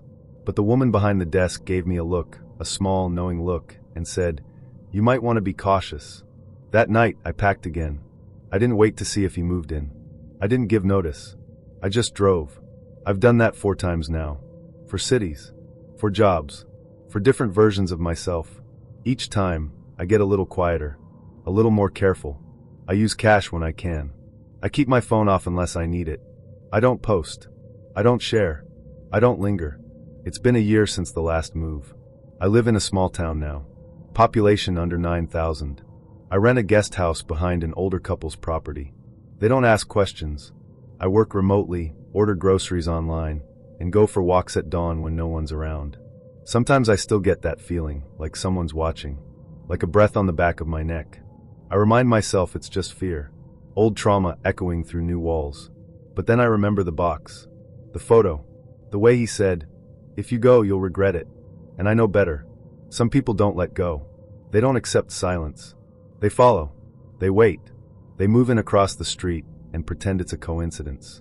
They learn your new name, your new job, your new favorite coffee shop. I'd been on dating apps long enough to know the difference between a bad date and a dangerous one. I'd had my share of awkward conversations, mismatched expectations, and overzealous flirts. But nothing had ever truly frightened me. That night changed everything. His name was Ethan. We matched on Hinge. He had the kind of face you'd expect to see in a finance commercial, clean-cut, square-jawed, always in a button-down. His profile said he was a data analyst by day, amateur chef by night. He loved hiking with his golden retriever, had a passport full of stamps, and claimed he made the best chicken tikka masala in 3 states. We started talking on a Tuesday. The conversation flowed easily. He was funny, attentive, and quick to respond without being overeager. He asked questions about my job, my hobbies, even my favorite childhood movie. That stood out. Most guys barely made it past, "What do you do?" before steering the conversation somewhere suggestive. By Friday, he asked if I wanted to meet in person. He suggested a restaurant in the downtown district, a trendy place I'd been to once before with friends. Mid-range prices, good lighting, always busy enough to feel safe, but not so loud that you had to shout across the table. I agreed. He made the reservation for 7:30. I arrived 5 minutes early and got a table near the back, tucked between a large window and a booth of 4 women celebrating someone's birthday. I texted him to let him know I was there. He replied, "Perfect. Just parked. Be in 2. He walked in right on time. Tall, well-dressed, exactly like his photos. His hair was neatly styled, and he carried himself with a confident ease that made me feel like I was already behind in the conversation. But his smile was warm, and he greeted me with a quick hug that didn't linger. "So nice to finally meet you," he said. We sat down, ordered drinks. He got a whiskey neat. I got a lemon spritzer. They had a version with vodka, but I chose the non-alcoholic one. I wanted to stay clear-headed. It was a first date, after all. The first 20 minutes were pleasant. He talked about his job, something about analytics for a logistics company. He made it sound more interesting than it probably was. I told him about working in nonprofit communications, and he seemed genuinely intrigued. He asked thoughtful questions, and even remembered that I'd mentioned my dog's name in a previous message. The drinks arrived. Mine came in a tall glass with a lemon wedge on the rim. His was short, dark amber, a single cube of ice. He raised his glass. To new connections. I smiled and clinked mine against his. As I was lifting my glass for a sip, I noticed him glance down at the table, then quickly back up. It was subtle, but something about it made me pause. The moment passed, though, and I took a small sip. The conversation continued, but something started to shift. Ethan leaned in more. His voice got lower. Less casual, more deliberate. "You've got really captivating eyes," he said. "I noticed that in your photos, but they're even better in person." "Thank you," I said, offering a polite smile. He reached out and grazed my wrist with his fingers. "You're easy to talk to." I nodded, but the gesture caught me off guard. I excused myself to use the restroom, more out of instinct than necessity. I needed a moment to breathe, to reset. Something about his energy was starting to feel different, like he'd flipped a switch when he thought I wouldn't notice. When I returned, my drink had been moved. Just slightly. It was closer to him than where I'd left it. He smiled as I sat down. "You were gone a while. Everything okay?" "Yeah," I said. "Just freshening up." I reached for my drink, but something in me hesitated. That's when I saw her. A woman from the booth next to us, the birthday group, stood up and walked over. She looked to be in her late 30s, with dark red lipstick and a confidence you could feel before she spoke. "Hi," she said to me. "Sorry to interrupt. I just wanted to say I love your dress. Where did you get it?" I blinked. "Oh, thank you. I think it was from a boutique downtown." She smiled warmly, then leaned in just enough that only I could hear her. "You need to come with me. Right now. Don't drink anything." I stared at her.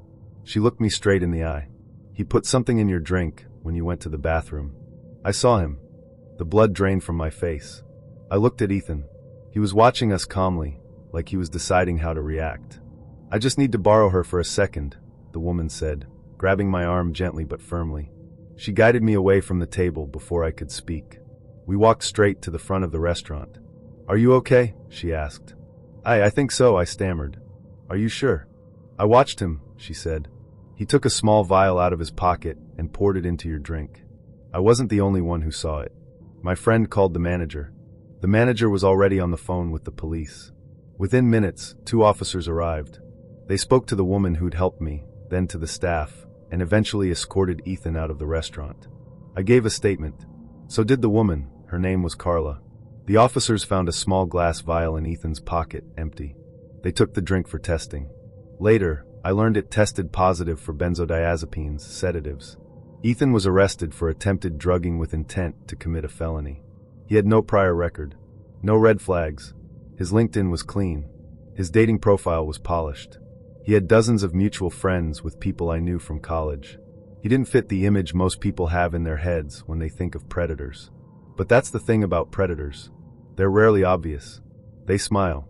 They compliment. They ask about your job. They hold the door open. And sometimes they bring a vial in their pocket. I never saw Ethan again. He was released on bail. I was told he'll face trial later this year. I still think about Carla. If she hadn't been watching. If she hadn't spoken up. If I'd taken one more sip. I thanked her a dozen times that night, and I've thanked her 100 more in my head since. Now, whenever I go out, I watch. I watch who's watching others. I watch where drinks sit. We were 16 when it started. That strange age where you think you know love because it hurts when they don't text back. I didn't know what toxic meant back then. If you'd asked me, I would have said we were just passionate. That's the word she used. Her name was Kayla. She was the kind of girl who knew how to take up space. Loud laugh, heavy eyeliner, always at the center of the hallway crowd. I was quieter, on the football team, but not the star. I kept to myself mostly. We were in English together, and one day she passed me a note in the middle of class. "You always look like you're thinking about something important." That's how it began. The relationship went from 0 to 100 in a matter of days. We texted nonstop. She'd call me at 2 a.m. just to ask what I thought happened after death. She said she'd never connected with anyone like this before. Said I made her feel safe and dangerous at the same time. It felt intense. Addictive. She wanted to be with me constantly, before school, after school weekends. At first, I thought it was love. Then I started noticing how she'd get angry if I didn't reply fast enough. How she'd accuse me of flirting with other girls if I so much as laughed at a joke in class. She once called me crying because I liked a photo on Instagram from a girl I barely knew. I started changing small things. I stopped hanging out with my guy friends. I stopped going to parties unless she was with me. I even switched to a different lunch period to match hers. Every time I tried to pull back, she'd either cry or threaten to leave. I didn't want to lose her. When we fought, the highs afterward were almost euphoric. She'd say things like, "I only get mad because I care so much," or "No one will ever love you the way I do." And I believed her. We dated through junior and most of senior year.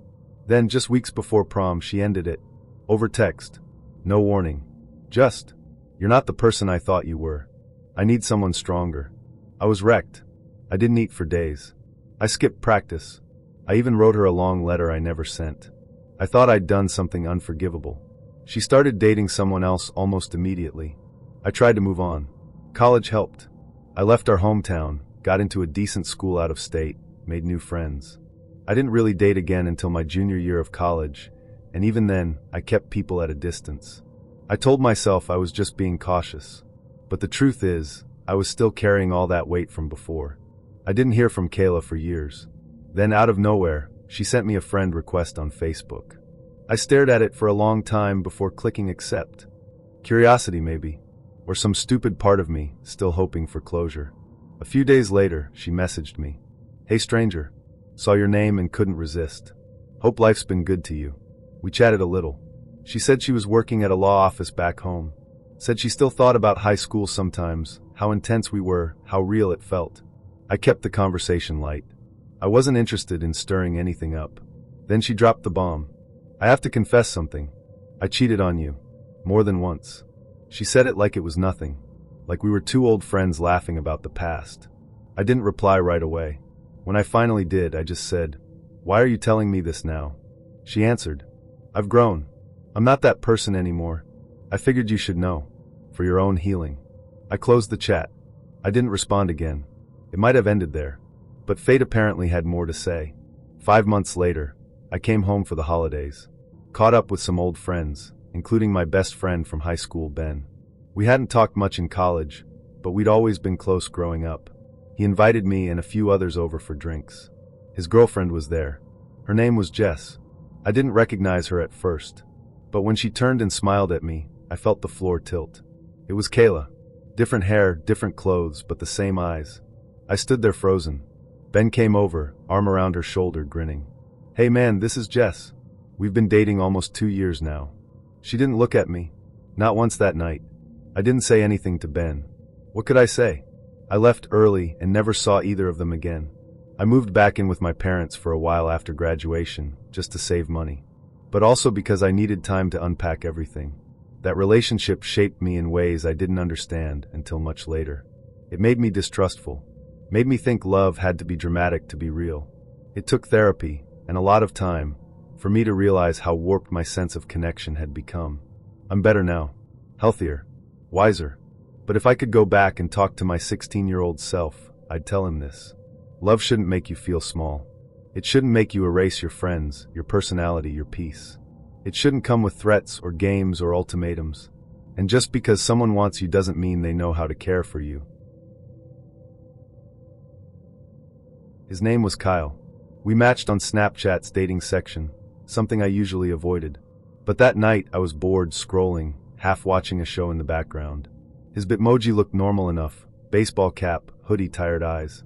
His profile didn't say much, just painter, music addict, looking for someone who doesn't flake. I should have taken that last part as a sign. We snapped a few times. He was always quick to open messages. He used a lot of filters, dog ears, sunglasses, voice changers. It annoyed me, but I wrote it off as harmless. He asked for selfies, and I sent a few, nothing risky. He kept complimenting me, but in a way that felt off. "You look soft. Like I could pick you up. You'd be easy to fold into my arms. I bet you smell like vanilla or coconut." It wasn't vulgar, but it made my skin crawl a little. When I didn't respond fast enough, he'd send strings of messages. "You there? Don't ignore me."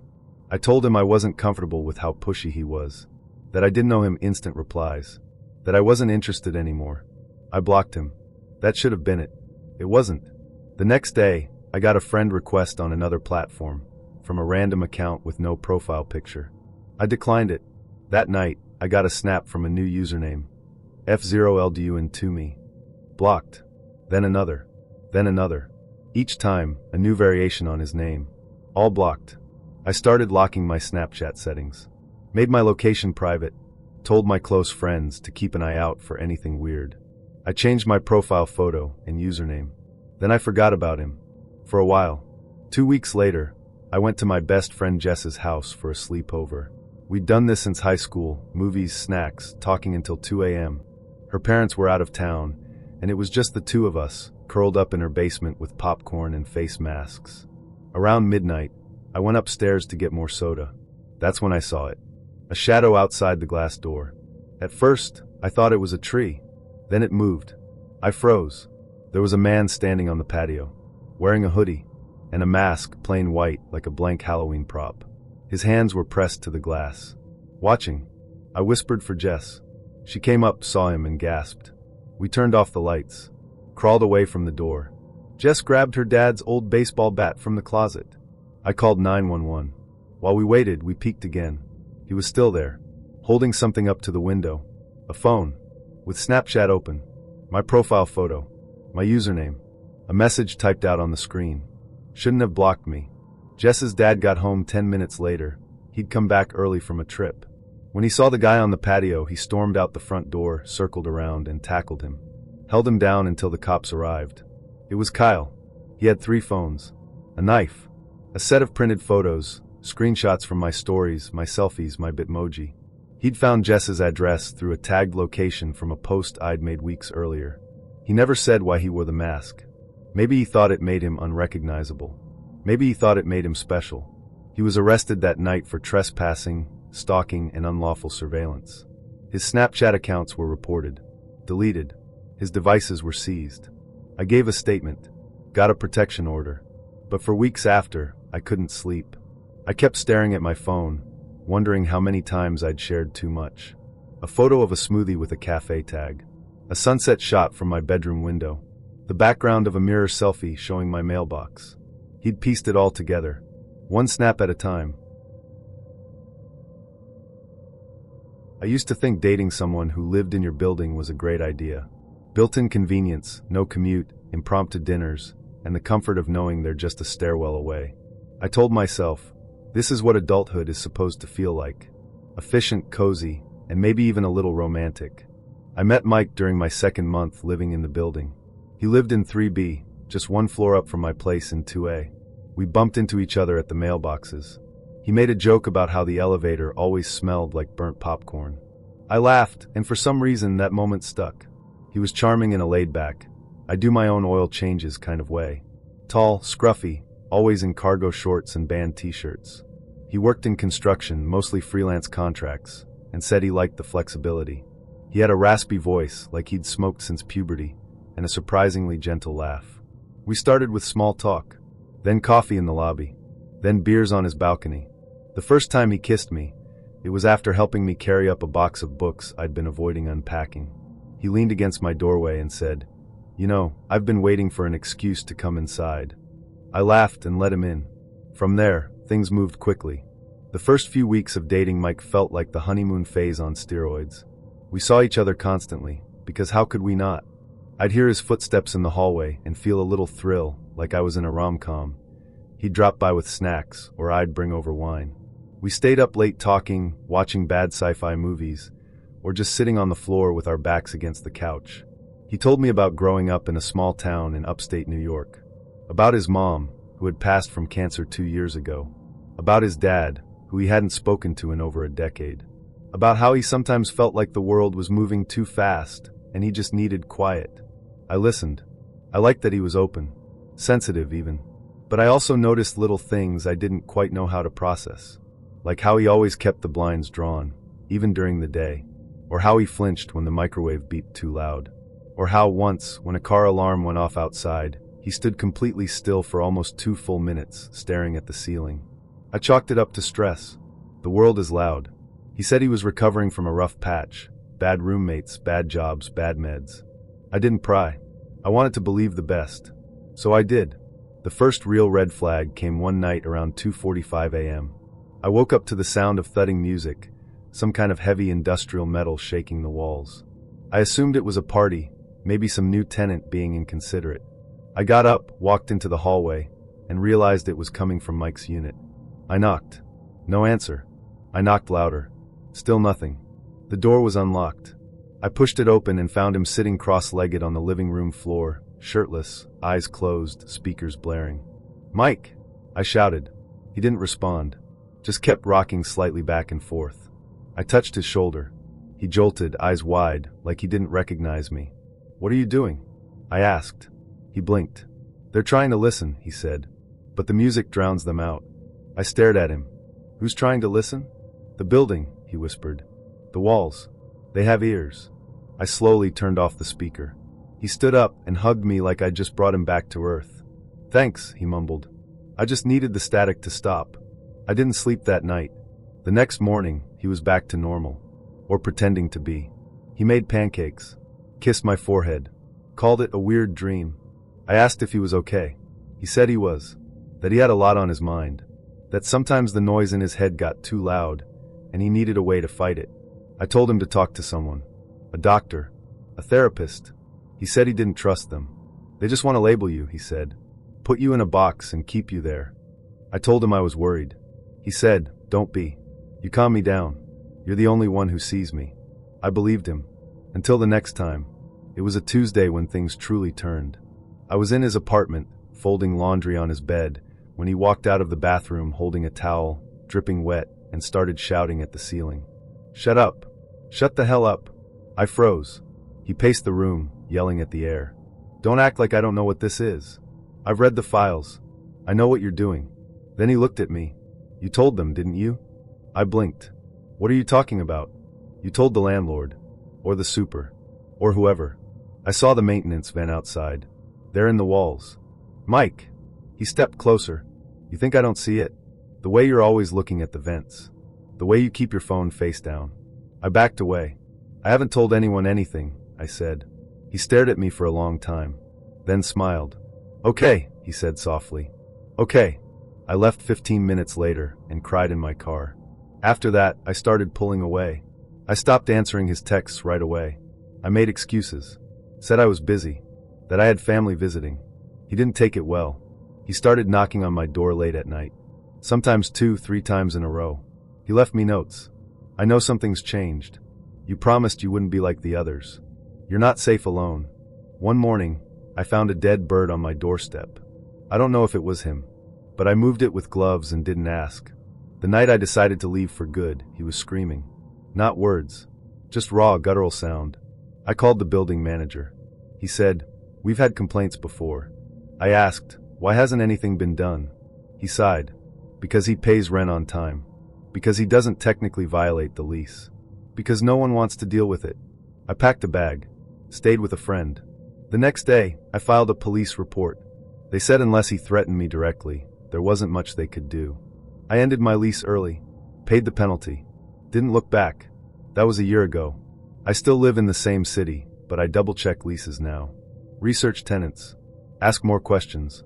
Sometimes I still hear music at 3 a.m. But it's in my head, not the walls. Dating your neighbor might seem convenient. But when things go wrong, you can't just walk away. Sometimes you have to run, and hope the walls forget your name. I met her on Snapchat, which should have been the first red flag. It wasn't even through a friend or a group. She added me randomly, and I assumed she got my handle from someone I knew. That happens sometimes in small circles, especially when you live in a college town where everyone knows everyone, or at least pretends to. Her name was KD. Blonde, pretty, sharp jawline. Her snaps were mostly selfies, filters, tongue out, peace signs. A little bit of attitude in every one. She messaged me first. "You're cute. What's your story?" I didn't think much of it. I'd just gotten out of a weird situationship, and I wasn't looking for anything serious. So I replied. We traded snaps for a few days. Basic stuff, what music we liked, what we were doing that night, inside jokes that made no sense to anyone else. KD was bold. Confident. She asked if I had roommates, what kind of bed I had, if I liked girls who take charge. I thought it was just flirting, half serious, half performance. I didn't mind. I figured we were on the same page. Just chatting, maybe hang out once, no pressure. One night she sent a snap of her in a hoodie. no makeup, laying on a pillow. Bored. You up?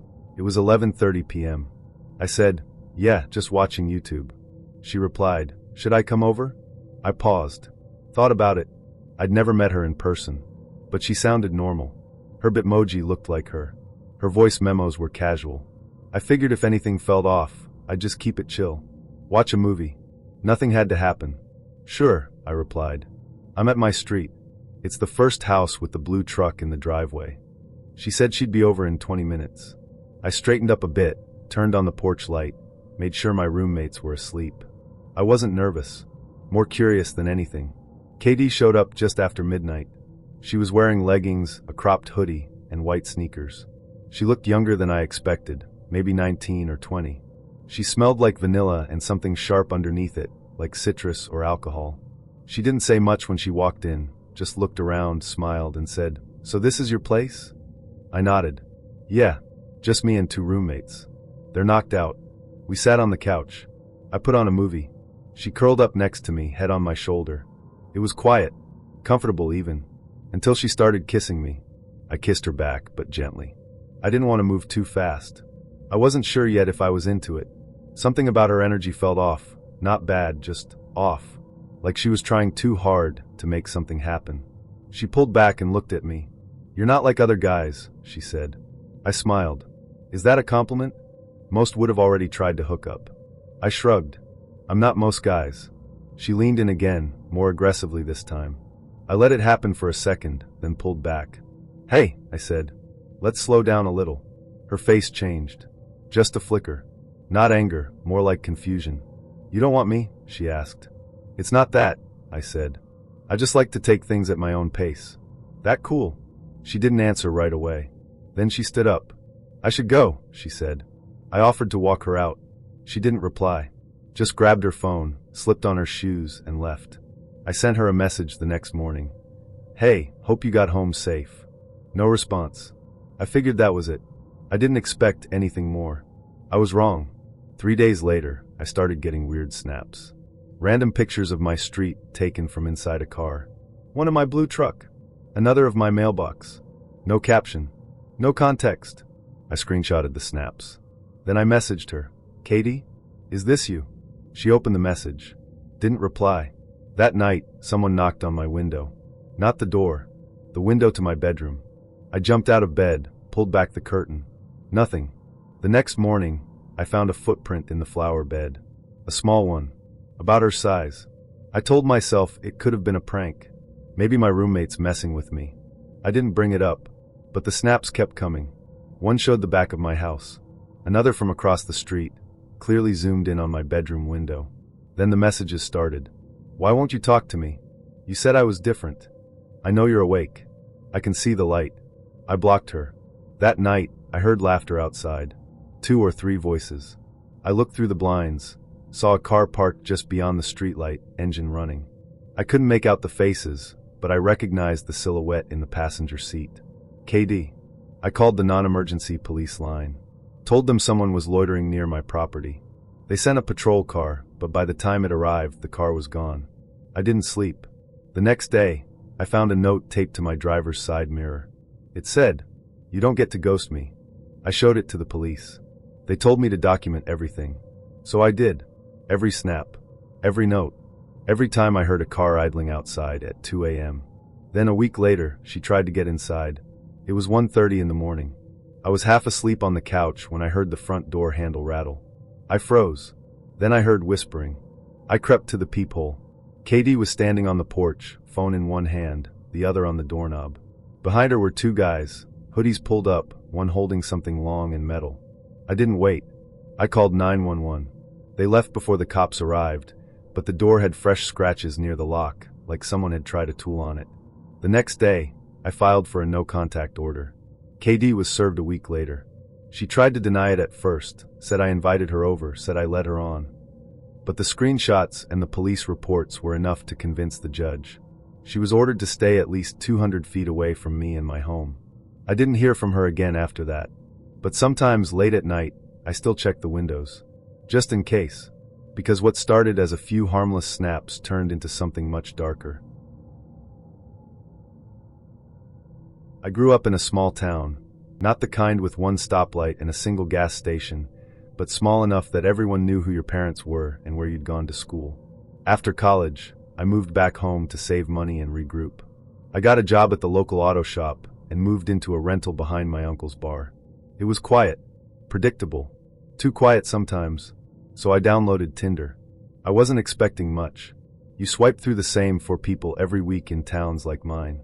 Most of the profiles are either high school friends I'd lost touch with, or people who live 40 miles away and just forgot to set their radius. But then I matched with her, Amanda. She was new. Said she'd just moved back from the city to take care of her dad after surgery. Her profile had 3 photos, one in a flannel shirt at a bonfire, one at a lake, and one where she was holding a beer and laughing. She looked casual, down to earth. Her bio just said, "Not here for anything serious. Just bored." We started chatting. She was funny, a little sarcastic, and she asked me questions that made it clear she actually read my profile, which, in my experience, was rare. We talked about music, hometowns, and how there was nothing ever going on in places like this. After a few days, she invited me to a party. Said her cousin was throwing a bonfire on their family's farm about 10 minutes outside of town. I was hesitant at first. I didn't really know her, and I wasn't big on random parties in the middle of nowhere. But she said it wasn't a huge thing. Just a few people, drinks, music, maybe some fireworks. "You should come," she said. "It's better than whatever else you're doing tonight." She wasn't wrong. So I agreed. She sent me a pin on the map. It was just off a county road I didn't know well, nestled between soy fields and forest. I drove out around 8:30 p.m., just as the sun was starting to dip behind the trees. The road narrowed the farther I went. Gravel kicked up behind my truck. I saw a rusted mailbox with the right number and turned down the dirt path. It led to a clearing surrounded by cornfields, with an old barn on one side and a small trailer off to the other. There were no other cars, no lights, no music, just the sound of crickets and the soft rustling of wind through the stalks. I parked and got out, looking around. That's when I saw her. Amanda stepped out from the edge of the cornfield, waving. "Hey," she called. "Over here." I waved back. "Where's everybody?" She smiled. "They're out by the fire pit. Come on, it's just a short walk through the corn." That gave me pause. "Through the corn? It's faster than walking around," she said. "Trust me." I hesitated, but she laughed and said, "Don't be scared, city boy." So I followed her. The path into the cornfield was narrow, barely wide enough for 2 people side by side. The stalks towered over us, and the deeper we went, the more the light faded. The sound of the wind was louder now, almost like whispers. After a few minutes, I realized we weren't moving toward any fire. It was getting darker, and the ground beneath my boots felt damp. I stopped. "Hey," I said, "are you sure this is the right way?" She didn't turn around, just kept walking. Then she said, "You ever think about how easy it is to disappear out here?" I froze. "What?"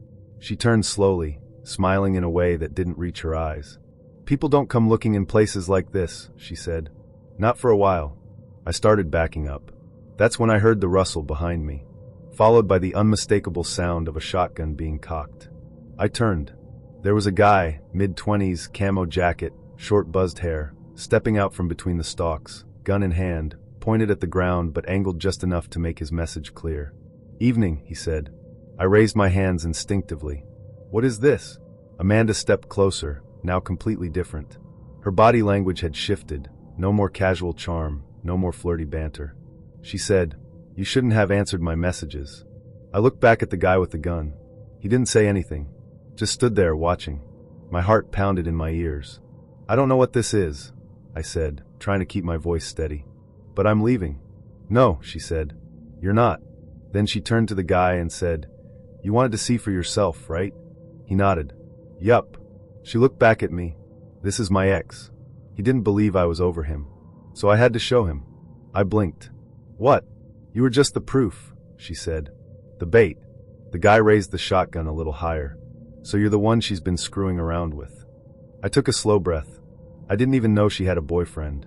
Amanda laughed. "Ex." And technically we were on a break. I looked between them, calculating. 2 options, run or talk. I didn't like the odds of either, so I gambled. "Look, man," I said to the guy, "I had no idea. If I'd known, I wouldn't have come. This has nothing to do with me." He didn't respond, just kept his eyes on me. Amanda stepped closer.